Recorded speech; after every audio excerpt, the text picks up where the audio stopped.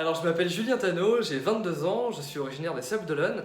Je suis un passionné du live, de la musique et de la scène de manière générale. Et j'ai une société qui s'appelle Evenstar, qui a été créée en 2014, qui est spécialisée dans la production de tournées et de festivals. Oui, alors ma vie est extraordinaire puisque je me suis jamais mis de limite dans ce que j'avais envie de faire dans la vie. Et étant malvoyant depuis tout petit, j'ai toujours senti un petit peu différent par rapport à ça. J'ai quelque chose à prouver et du coup c'est ce qui m'a permis d'avancer. Donc j'avais 12-13 ans, j'ai créé une première association, on faisait de la radio, on faisait du spectacle, c'est là que je me suis découvert cette passion pour le spectacle. À 16 ans, j'ai commencé à vendre mes premières petites prestations de services. À 18 ans, en parallèle, j'ai commencé un BTS communication que j'ai arrêté parce que c'est pas exactement ce pourquoi j'avais envie d'avancer. Et ensuite, plus tard, juste après, j'ai créé Evenstar, donc société de production de spectacles. Et aujourd'hui, on est 4 et quand on se lève, on sait pourquoi on va travailler. Et encore une fois, c'est ça que je trouve extraordinaire, malgré les différences.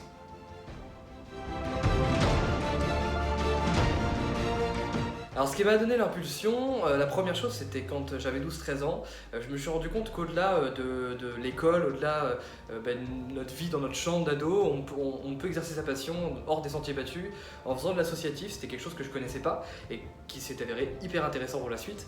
Et la deuxième chose qui est un peu plus personnelle, comme je disais, en tant que malvoyant, il y a des différences qu'il faut affronter dans la vie, des parcours un peu différents.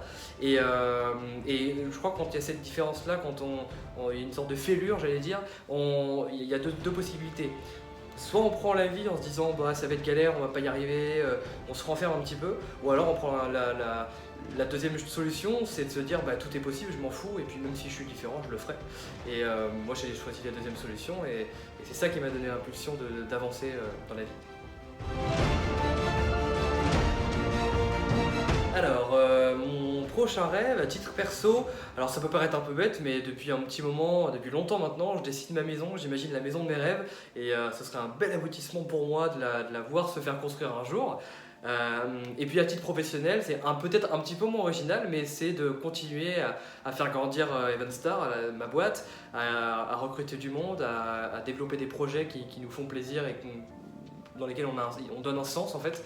Et je crois que c'est ça le plus important pour moi.